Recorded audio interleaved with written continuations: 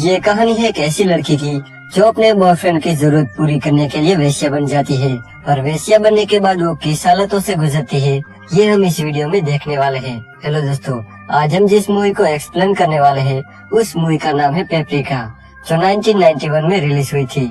Movie start होती है और हम मीमो नाम की एक लड़की को देखते हैं जो रेडी होकर अपने बॉयफ्रेंड से मिलने जा रही थी। उस लड़के का नाम नीनो होता है। जैसे ही वो दोनों मिलते हैं तब वो दोनों कुछ डिस्कस करने लगते हैं। उस पर मीमो बोलती है कि मुझे बहुत ही डर लग रहा है। तब नीनो कहता है कि बस 15 दिन की तो बात है, इसके बाद सब ठीक हो जाएगा। दरअसल मीमो अपने बॉयफ्रेंड से इतना प्यार करती थी कि उसे पाने के लिए वो किसी भी हद तक जा सकती थी। नीनो को पैसों की बहुत ही जरूरत थी, इसलिए वो मीमो को कहता है कि तुम्हें 15 दिन तक एक क्लब में काम करना होगा और इसके बाद हम दोनों शादी कर लेंगे। ये कहकर नीनो वहाँ से चला जाता है। इसके बाद मीमो एक ब्रोथल में जाती है जहाँ वो ब्रोथल की ओनर कोलेट से मिलती है। कोलेट उसे देखकर कहती है कि जितना तुम्हारे बारे में सुना था तुम मुझसे भी बहुत सुंदर हो। तब मीमो कहती है कि मुझे ब्रोथल के बारे में कुछ भी नहीं पता। इस पर कोलेट कहती है कि ब्रोथल का एक दिन का एक्सपीरियंस बाहर के 10 साल जितना बराबर होता है और धीरे धीरे तुम सब सीख जाओगी। इसके बाद कोलेट उसे उसका कमरा दिखाती है और उसे कहती है कि तुम्हें प्राइवेट रूम भी मिल जाएगा और तुम्हें क्लाइंट भी मिलेंगे। बदले में तुम्हें तुम्हारी कमाई का आधा हिस्सा मुझे देना होगा। इसके बाद कोलेट मीमो को वहाँ की सारी लड़कियों से मिलवाती है और सबको कहती है कि तुम्हें अपने कस्टमर का ख्याल रखने के लिए अपने बॉडी को मेंटेन करके रखना होगा। इसके बाद मीमो को एक डॉक्टर के पास ले जाया जाता है जहाँ डॉक्टर मीमो को सारे कपड़े उतरवा देता है। जब डॉक्टर मीमो का चेकअप कर रहा होता है तब वो उसे समझाने की कोशिश करता है कि आखिर तुम ये काम क्यों कर रही हो। तब मीमो बोलती है कि मैं ये सब कुछ अपने बॉयफ्रेंड के लिए कर रही हूँ और 15 दिन के बाद मैं ये सब कुछ छोड़ दूंगी और अपने बॉयफ्रेंड से शादी कर लूंगी। अगले दिन कोलेट मीमो को पेपरिका नाम से सबको इंट्रोड्यूस कराती है और तभी उसे अपना पहला क्लाइंट मिल जाता है जिसका नाम फ्रैंको होता है, जो पेपरिका को पहली नजर में देखकर ही उसे पसंद कर लेता है। फिर रूम में जब ये दोनों कर रहे थे तभी अचानक से पेपरिका खुद को रोक लेती है।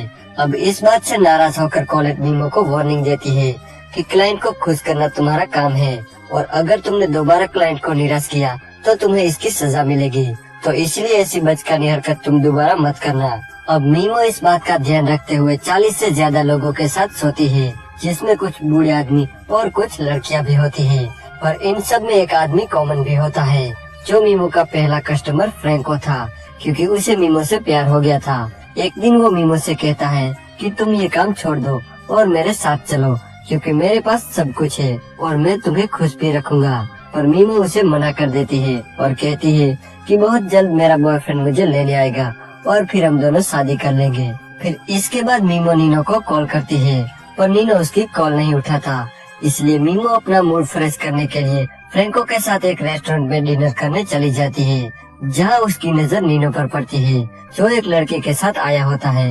मीमो उसे देखकर उसके पास जाती है और उसे बोलती है कि तुम तो 15 दिन में आने वाले थे और तुम्हारे साथ ये लड़की कौन है। तब वो लड़की कहती है कि तुम कौन हो। तब मीमो बोलती है कि मैं उसके फियांसे हूँ और बहुत जल्द ही हम दोनों की शादी होने वाली है। इस पर वो लड़की हंसते हुए बोलती है कि मैं नीनो के साथ पिछले 3 साल से हूँ, और ये कह के वो वहाँ से चली जाती है। तो नीनो भी उसे मनाने के लिए उसके पीछे जाता है।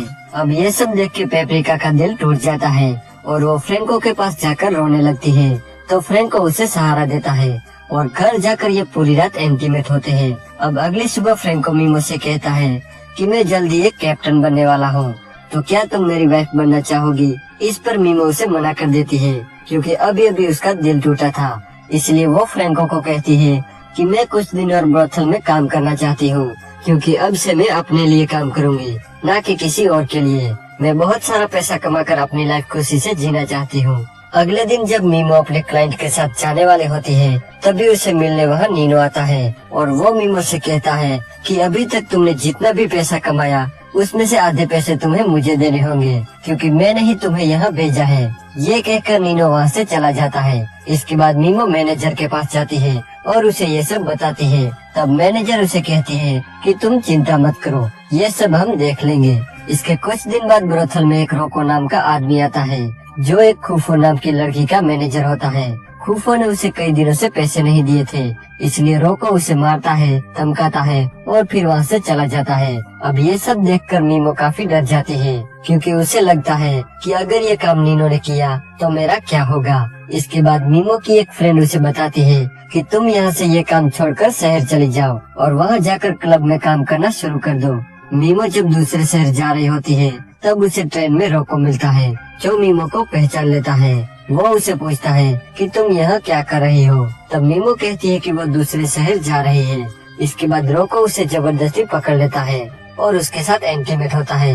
इसके बाद वो उसे अपने घर ले जाता है, जहाँ पूरी रात वो दोनों साथ में मजे करते हैं। अगली सुबह मीमो रोको को बताती है कि वो क्लब में इंटरव्यू देने जा रही है, क्योंकि वो क्लब में काम करना चाहती है। रोको उसे कहता है कि जो तुम काम कर रही थी वो सबसे बेस्ट है और हम दोनों इसे काफी पैसे कमा सकते हैं। पर मीमो उसकी बात मानने से मना कर देती है और क्लब में इंटरव्यू देने जाती है, पर सारे क्लब वाले उसे मना कर देते हैं। दरअसल रोको सबको कॉल करके ये कह देता है कि मीमो को कोई भी काम नहीं देगा, इसलिए मीमो को कहीं भी काम नहीं मिलता और वो रोको के पास वापस आ जाती है और उसे मजबूरी में उसके साथ काम करना पड़ता है। वहीं एक दिन मीमो जब ब्रोथल में काम कर रही थी तब उसे अपना एक पड़ोसी वहाँ दिखाई देता है।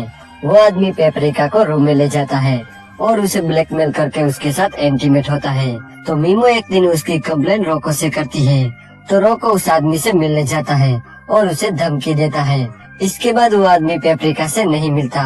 फिर कुछ दिनों बाद ब्रोथल में एक लड़की की मौत हो जाती है, जिसे देखकर पेपरिका बहुत ही डर जाती है और वो फैसला करती है कि वो ये काम छोड़कर किसी नाइट बार में काम करेगी और ये बात वो रोको को भी बताती है, पर रोको उसे मना कर देता है। अब यहाँ उन दोनों के बीच बहस हो जाती है और तभी मीमो को पता चलता है कि रोको की वजह से उसे कहीं भी काम नहीं मिल रहा था, इसलिए वो ये सब ब्रोथल के ओनर को बताती है। ओनर उसे कहती है कि वो उसे कैसे भी करके बचा लेगी। फिर कुछ दिनों बाद हम पेपरिका को नाइट बार में किसी के साथ डांस करते देखते हैं। तभी वहाँ फ्रैंको आता है, जिसे देखकर मीमो बहुत ही खुश हो जाती है और उसके साथ बीच पर चली जाती है, जहाँ वो दोनों साथ में इंटीमेट होते हैं। इसी बीच फ्रैंको उसे बताता है कि उसे एक बोट खरीदनी है, पर उसके पास इतने पैसे नहीं है, इसलिए मीमो उसकी मदद करती है और अपने पैसे उसे दे देती है। अब मीमो के पास इतने पैसे नहीं थे, इसलिए वो फिर से ब्रोथल में काम करने लग जाती है। लेकिन कुछ दिनों बाद उसे पता चलता है कि फ्रैंको की बोट को पुलिस ने जब्त कर लिया है। अब ऐसे ही वो कुछ दिन ब्रोथल में काम करती है। फिर एक दिन एक अमीर आदमी अपने बेटे को लेकर ब्रोथल में आता है और वो लड़का पेपरिका को पसंद करता है और दोनों साथ में मौज करते हैं। इसके कुछ दिनों बाद हम उस अमीर आदमी की बर्थडे पार्टी को देखते हैं, जहाँ उसने पेपरिका को भी इनवाइट किया था, क्योंकि उसके बेटे ने पेपरिका की बहुत ही तारीफ की थी। इसके बाद वो अमीर आदमी भी पेपरिका के साथ रातें रंगीन करता है और उसे भी पेपरिका बहुत ही पसंद आ जाती है, इसलिए वो उसे शादी कर लेता है।